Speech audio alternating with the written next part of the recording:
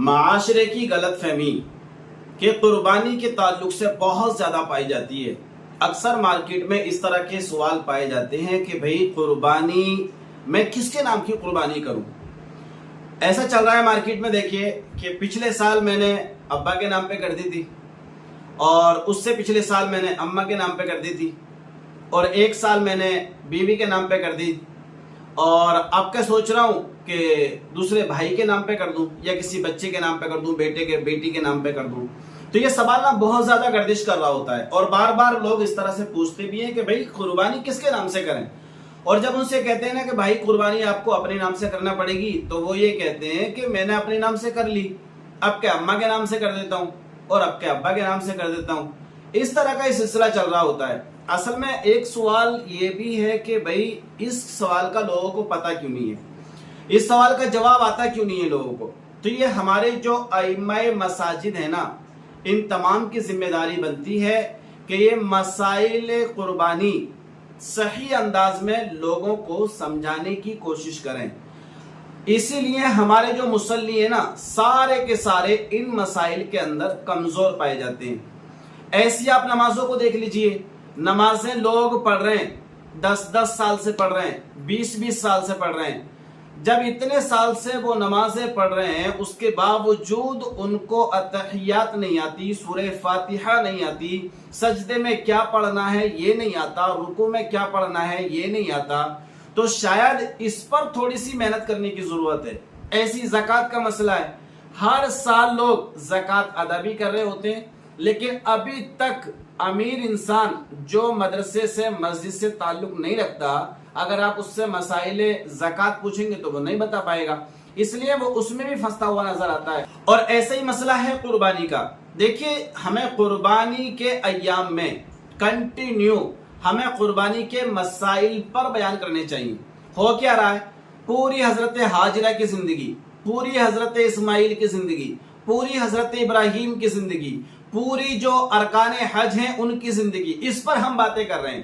اس کے علاوہ ہم کوئی بھی باتیں بیانوں کے اندر نہیں کرتے ہیں، جبکہ ہونا کیا چاہیے تھا؟ ہونا یہ چاہیے تھا کہ قربانی کے ایام آنے سے پہلے ہر امام کی یہ ذمہ داری بنتی ہے کہ ان قربانی کے مسائلوں کو کلی طور پر، واضح طور پر بالکل ذہن نشین کرا دینا چاہیے، تاکہ ہر انسان سمجھ جائے کہ بھئی قربانی کس پر واجب ہے اور کس پر واجب نہیں ہے، کتنا استطاعت رکھنا ضروری ہے قربانی کرنے کے لیے، کتنا مال کا ہونا ضروری ہے قربانی کرنے کے لیے، مالک نصاب کیا ہے قربانی کرنے کے لیے، ان تمام مسائل کا یاد ہونا چاہیے ہر مصلی کو۔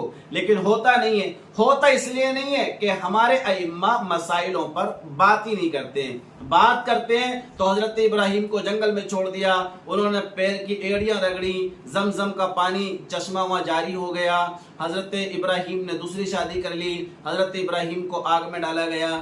یہ دنیا بھر کی باتیں ہو رہی ہوتی ہیں، لیکن ہم اگر بات کریں مسائل قربانی پر تو میں امید کرتا ہوں الحمدللہ 80% لوگ مسائل قربانی سے آگاہ ہو جائیں گے، انہیں جان لیں گے کس طرح سے قربانی کرنی ہے، کیسے کرنی ہے، اور کس کے نام کی کرنی ہے۔ یہ سارے ڈاؤٹس ان کے ختم ہو سکتے ہیں۔ تو آئیے دیکھیے بات کر لیتے ہیں قربانی کس کو کرنا ضروری ہے۔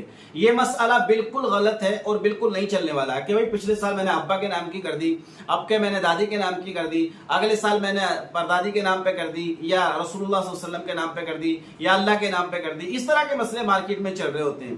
دیکھیے اصل مسئلہ یہ ہے کہ اگر آپ مالک نصاب ہیں اور گھر کے مالک آپ ہی ہیں، سونا آپ کے گھر میں کتنا ہے اس کے مالک بھی آپ ہیں، چاندی آپ کے گھر میں کتنی ہے اس کے مالک بھی آپ ہیں، بیلنس کیش میں کتنا ہے اس کے مالک بھی آپ ہیں، بینک میں کتنا ہے اس کے مالک بھی آپ ہیں، تو آپ ٹوٹل بیلنس اور سونا چاندی کو یا مال تجارت کو سب کو اکٹھا کر لیں۔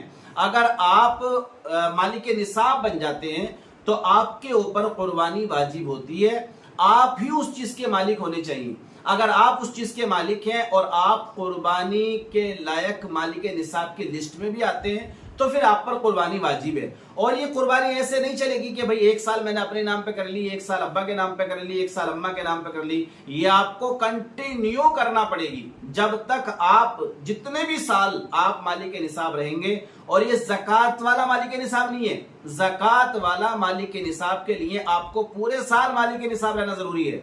और कुर्बानी के लिए अय्याम कुर्बानी में अगर सिर्फ आप मालिक निसाब हो गए तो उस पर कुर्बानी वाजिब होती है, पूरे साल आपका मालिक निसाब रहना जरूरी नहीं है।